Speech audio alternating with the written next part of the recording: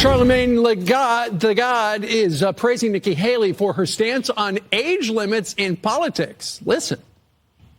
We need to know they're at the top of their game. You can't say that right now looking at Congress. Nikki is absolutely right. She ain't say one damn thing wrong. I've been saying this for the longest. I'll stop her when she stopped telling the truth. We need term limits, and, you know, if you are going to stand, you definitely need mental competency tests over the age of whatever.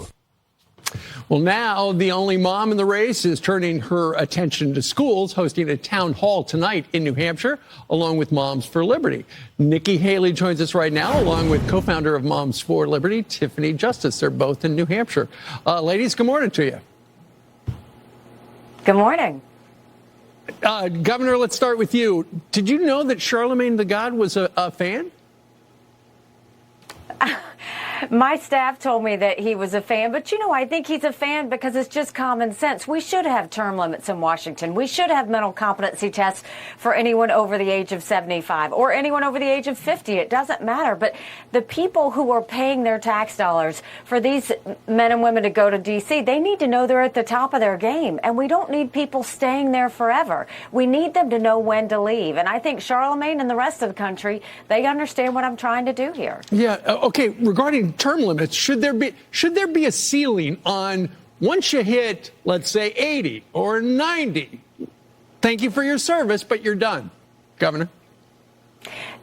To me, I think the fact is the mental competency test, it's not a disqualifier. It's something just like when you go and apply for office, you give your financial disclosures. You should have to disclose from a doctor your mental competency test. It's for transparency purposes. So the people that are electing you have full disclosure as to whether you can handle it. There are some very active 75-year-olds. There's some very old 75-year-olds. We see that with Biden.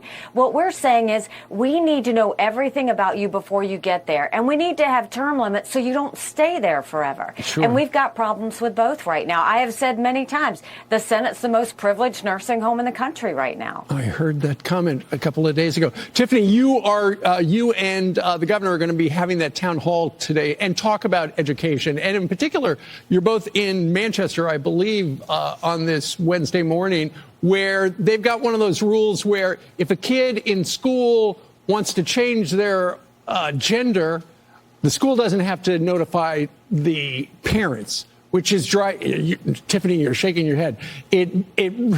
So many parents are so upset about this because that kind of responsibility belongs with the parents, not with the teachers.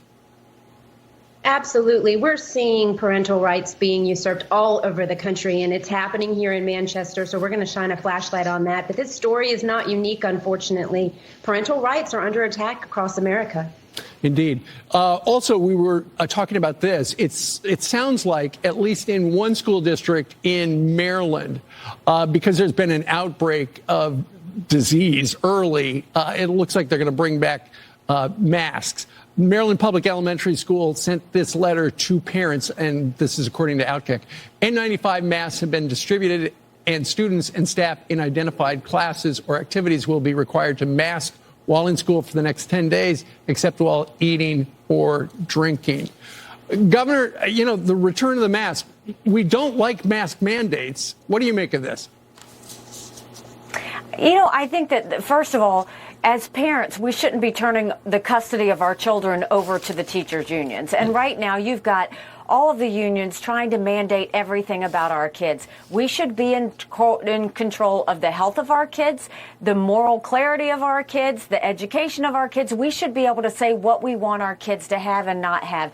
The fact that they're bringing masks back, the fact that they don't want to let parents know a transgender status of a student without the student's permission, those are all things where they are trying to take parenting away from parents. What Tiffany and I are doing and fighting today is, no, the parents are in charge. The parents get to make these decisions. The parents can decide whether they want their children to go to school when there's a possible outbreak or not, but don't sit there and mask them back up. We're already dealing with kids dealing with stress and depression and anxiety, and these younger kids, they have to see their teachers' faces. They have to be able to know that to learn, and we have seen complete rights taken away from the parents, and so I'm so grateful to Tiffany and Moms for Liberty for the fight that they're doing to bring this back to the parents, because parents have one job, and that's to get this right for their kids, and we have to fight for them to make sure that they get that. Tiffany, I'll give you the final word.